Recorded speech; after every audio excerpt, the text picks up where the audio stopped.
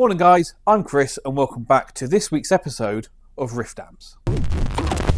Okay, Dr. Z Galaxie, really simple fix. It was a dodgy solder joint on the treble control, which I've now gone in and sorted. I've given all the pots a clean. I've reflowed most of the joints across there just in case, only because I won't see this amp again once it goes back to France. So yeah, that's now good. I've just switched it off, letting it cool down. It's had a 45-minute soak test. No issues, no crackling, no noises. Everything's working as it should be. The channel switching works. That's the channel.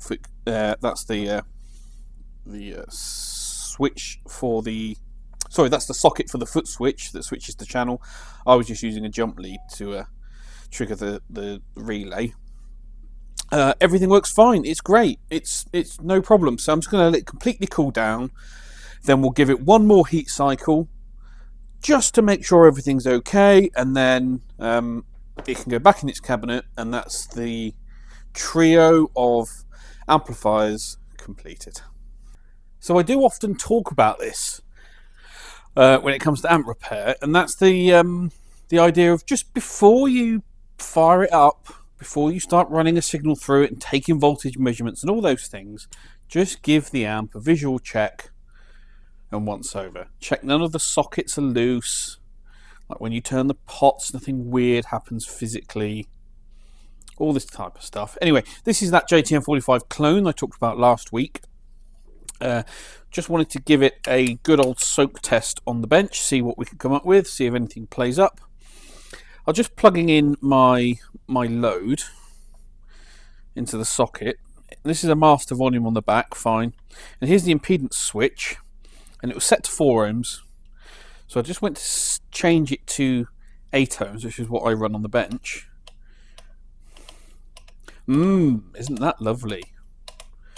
Now, I remember the last time this amp was in and we checked the bias, this thing was rock solid. So why has that, in the space of 1 gig and 1 rehearsal, gone loose like that? I mean, there's no lock washer on it. I can't remember if there was before, but look. Anyway, so before we even fire this up, let's pull the knob off, get a lock washer on it, and tighten it all up, make sure it's secure. Right, so that is why I've just popped a lock washer on the impedance switch there. Where's my angle? You can see I put it on there. The shaft is too short to actually poke through there, so that's why there's not one fitted. So what do? Do I fit a new impedance switch? Or do I not run a lock washer, but run some Loctite on the nut? I think Loctite's a bad idea. But does Mr. Customer really want to pay for a new impedance switch? Because they are expensive. Or do I just tighten it up again?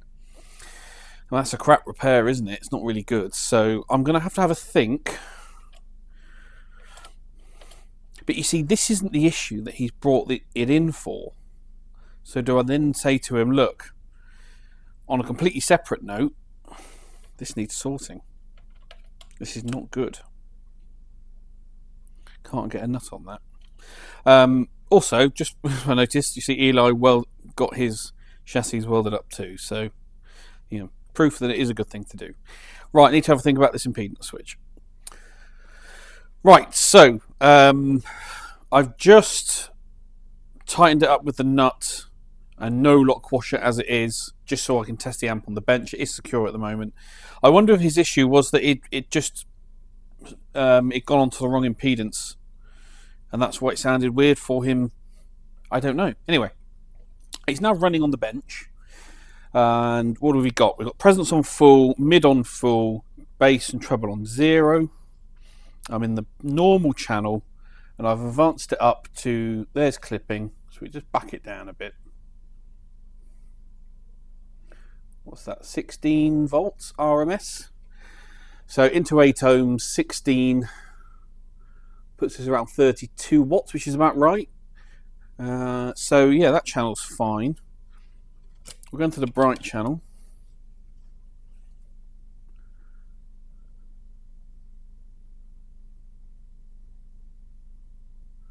16 volts again. So I'm just going to leave this burning in to see if anything changes. I'm going to take some voltage measurements, of course, see where we are. But I think it just needs a good service. Just tighten everything up, check all grounds, clean things out, reset the bias soak test, see where we are with it. But yeah, it seems to be running fine at the moment.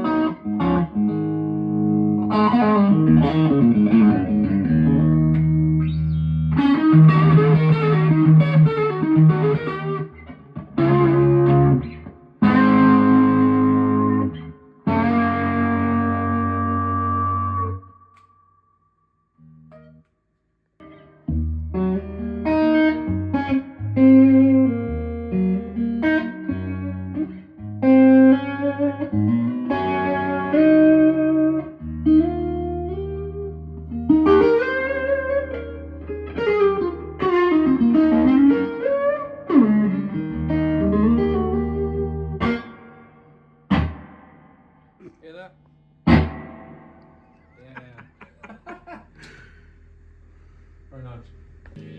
This is a Fender 64 hand-wired reissue Princeton reverb. Hand-wired. Yeah.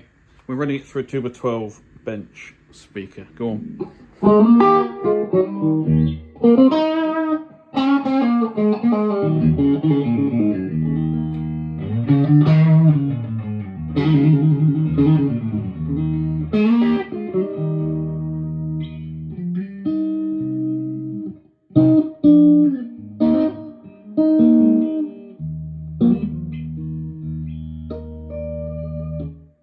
Right, now running it through its own cabinet. It's got a Jensen P12 something in the back. P10R. P10R. Oh, it's a 10-inch.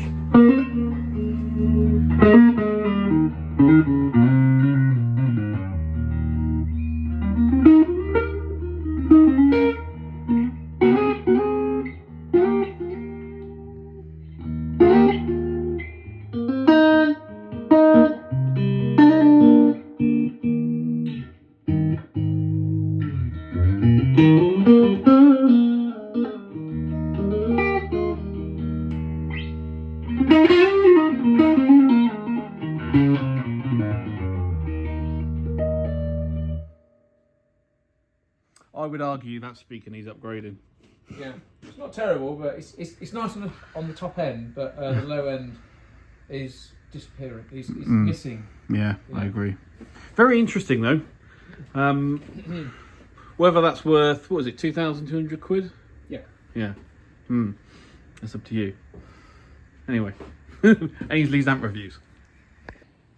So we've had the JTM on the bench for, this is now the second day of running. Absolutely no issues with it. It doesn't lose power over time. It runs great. It sounds great.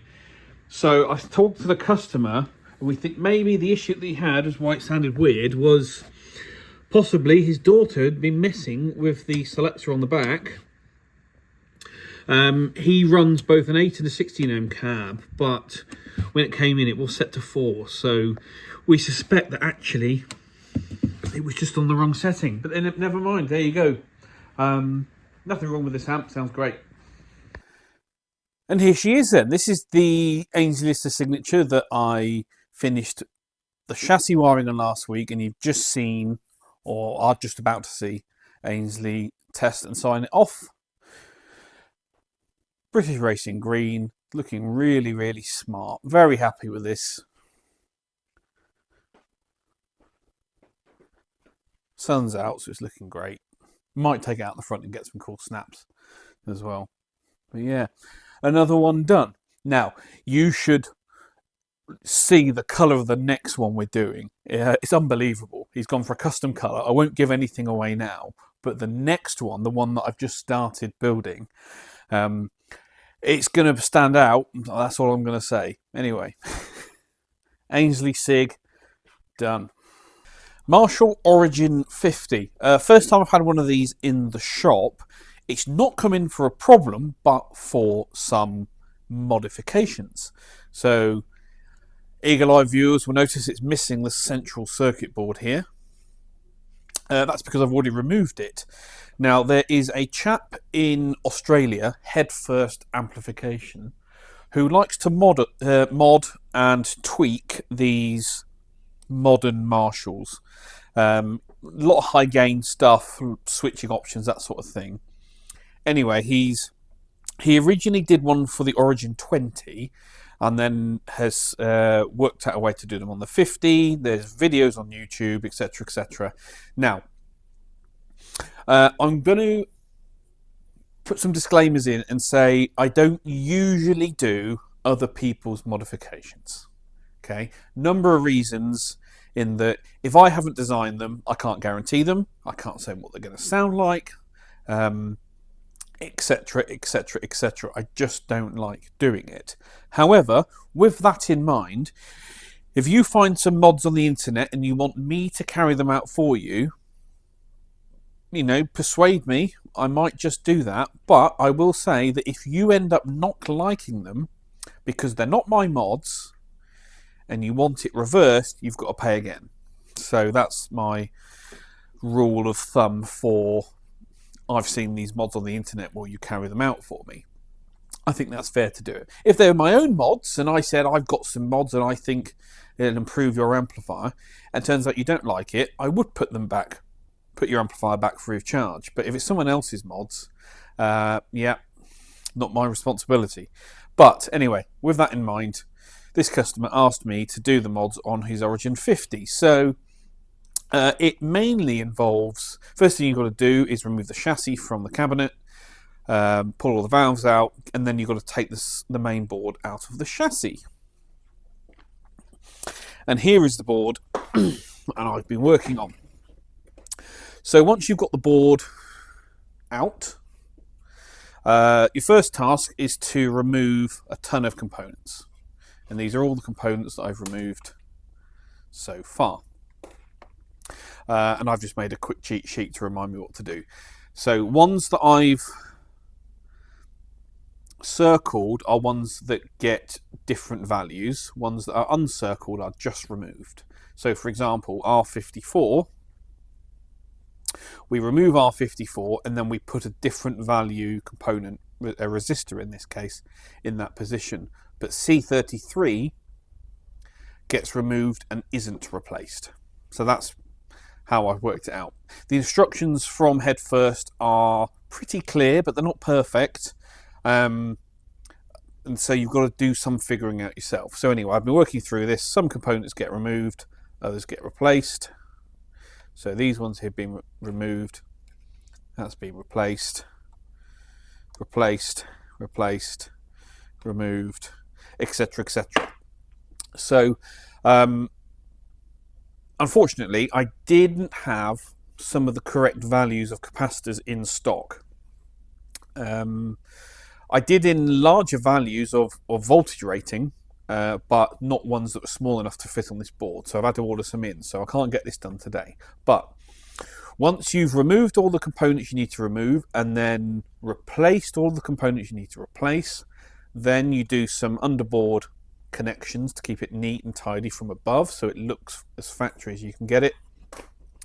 A couple more bits of wiring and tweaking. I can't remember if some of the pots need replacing, but once all that's done, you can put it all back together and essentially the mod is done.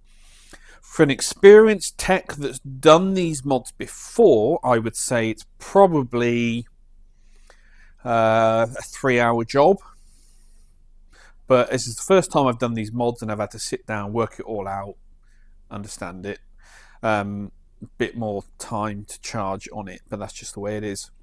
One thing I will say about this board, it is awful to work on. Some of the solder comes out really easily, some of it just won't come out. It doesn't matter if you use a solder sucker or a solder gun with a vacuum pump on it, or solder wick. Some of it just does not want to come out. It feels like the cheapest, nastiest lead-free stuff I've ever come across. But anyway, Origin 50 mods coming along quite nicely. So as some of you know, I don't often do guitar repairs. It's not something I usually have time for. I've usually got a big enough repair list and build list that I just don't need to touch them. But this customer, I've looked after his amps for a while. He doesn't do wiring, he doesn't do electronics. Asked me if I would install a set of pickups in his, I think it's a Japanese Telecaster. Is it Japanese? Yes it is. So he's a kind of a punk rock rockabilly player, that sort of thing. It's quite nice. I'm not sure about the pink pick guard, but that's preference, of course. So he's ordered a set of pickups for it, and has asked me to put some nicer pots and a new switch and do all the wiring properly for him, so we know he's got a good guitar that he can take out in gig. So that's what we're doing with this. Now, he doesn't like the sound of this pickup, and he doesn't like the sound of this one. He said this one's far too powerful, so probably isn't well matched. It does look like this pickup's been replaced, because I don't think that's standard for this model. I might be wrong, of course, but we're going to pull those out, we're going to wire it properly, new set of strings, and test it out. He does say that in the middle position the output drops to almost zero, so there's something weird going on inside as well. I can actually see as I wobble that switch, this screw is loose where that one's okay. Look. So there's definitely something weird going on there, so we're going to sort it all out for him anyway. Japanese Tele, not sure the year. Quite nice though. Well, that's it then, guys. Thank you very much for watching once again. Please give this video a thumbs up, comments down below, subscribe if you haven't already, and there's also a notification bell should you wish to be notified every time I post a new video. Well, I shall see you all next week.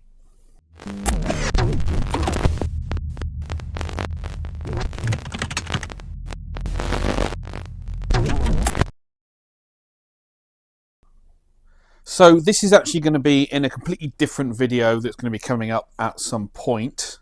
This is a really old school, we think 1968, 1969 Laney 4-input PA 60 watt head that's come in a full lineup of Partridge transformers. So yeah, full restoration resurrection video coming up on this later on in the year, but yeah, just for some bonus footage, enjoy the old school, possibly built by Laney himself,